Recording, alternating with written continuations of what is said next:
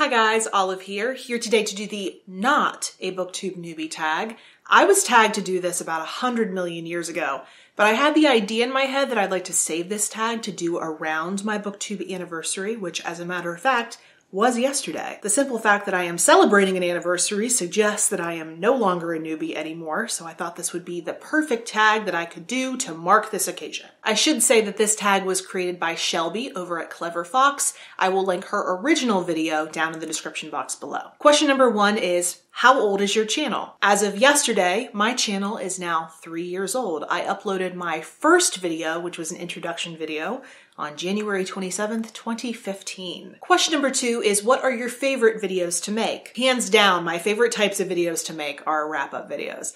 I feel like this must show, considering they are my most viewed type of video. I've had a lot of practice when it comes to summarizing the plot of a book, summarizing my feelings about a book, and because I've gotten better at doing that with all that practice I've gained, I genuinely enjoy doing it. So I really do enjoy the process of making wrap-up videos.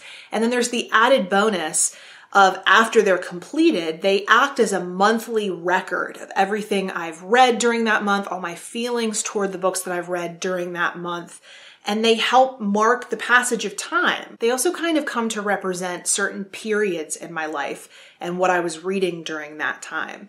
So I come to associate the books I was reading in any given month with the other books that I was reading and with everything that was happening in my life at the time. They almost serve as like this ongoing video diary of my reading life. So as much as I love that you guys love them so much, they're also really valuable to me. Question number 3 is, what is one piece of advice you would give to someone wanting to join Booktube? I feel like I've given scattered pieces of advice over the years, but the one that comes to mind currently is plan your videos. I'm not saying you have to script your videos if that's not something you want to do, but you should have a general idea of what a video is going to be and what you're going to need for it before you sit down to do it.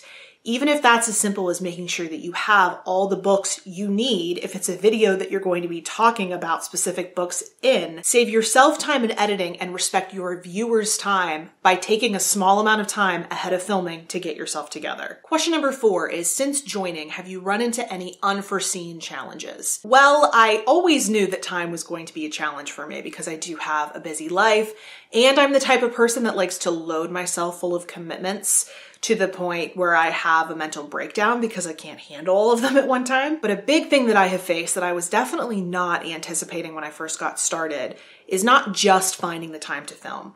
Obviously, I'm capable of doing that. I've been doing this consistently for 3 years now. But sometimes, even though I've carved out a period of time in my schedule to film videos, I find myself incapable of filming. Sometimes I have other plans come up, so I'm not physically able to be here to film. But there are other times when I've just had a horrible day at work and I am simply not up to it. I promised myself a very long time ago that I would never sit down to film a video if I was in a horrible mood, because I feel like you can tell. I feel like when someone doesn't want to be filming a video, you can feel it on them. And I never wanted to be giving off the vibes of, I really don't want to be doing this right now. This is my hobby. This is my passion project. I want to be excited about this. So there's never a moment where I want to sit down to film where I'm feeling horrible and like I'm just not in the mood to do it. It's not good for me. It's not good for the viewer. It's just not cute in general. So I don't do it. But then I have to move my schedule around, which is not easy. Question number 5 is, what is a favorite book/series that you've read because of Booktube? That would be a very long list if I ever chose to make one, but the one that comes to mind most easily, since I just did my favorite fiction books of 2017 list, would be Margaret I by Danielle Dutton. I highly doubt that I would have ever picked that book up had I not heard so many people whose opinions that I really respect speak so highly of that book. And if I hadn't read that book, I wouldn't currently have the amazing tattoo that I have. And that would be very sad. Question number 6, overall, what is your favorite aspect of Booktube? I know I am probably beating a dead horse here, but it is so exciting having so many amazing people to talk books with. I know that at any point, I can hop in someone's comment section or I can interact with them on Twitter and we can talk about books that we've loved. I can get great recommendations from people. I can engage with people from all over the world about books and learning. It's amazing, and I'm so grateful to have it in my life. I am also really fortunate in that I've been able to meet a lot of booktubers in real life and gain some in real life friends who love books, who love reading, who love learning. And I didn't have a whole lot of those types of people in my real life. I love the people in my real life, but they're not those types of people. They're not the bookish people. And that was something that I didn't quite know how much I needed it until I started making those types of friends. And the last question number 7 is, want to spread the booktube love? Yes. Great. Give one newbie a shout out. Not too long ago, I got a really lovely comment on my booktube imposter syndrome video. It was from a girl named Tabitha Sodden. She was relating to some of the feelings that I was expressing in that video and mentioned that while she had deleted the first few videos that she had filmed, she had recently filmed 2 videos and left them up this time.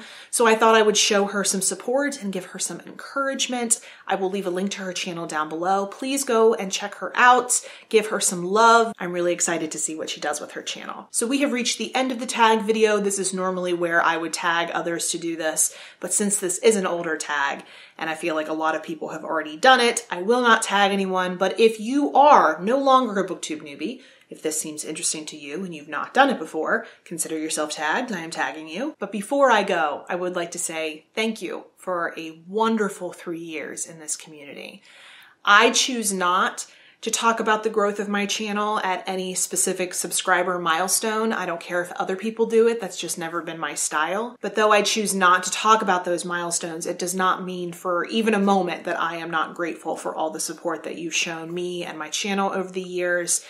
This is such a wonderful, supporting, uplifting place. It has added something to my life that I can't quite put in words for you. It has given me friends. It has given me a creative outlet. It makes me feel so uplifted, so happy, and I love it so much, and I am so grateful. Before I get too gushy, I will just say thank you again, and if you have any comments or questions, you can of course leave those in the comment section below, or you can find me on a variety of different places on social media. The links to all of my profiles are in the description box below. As always, thank you so much for watching, and I will see you in the next video. Bye.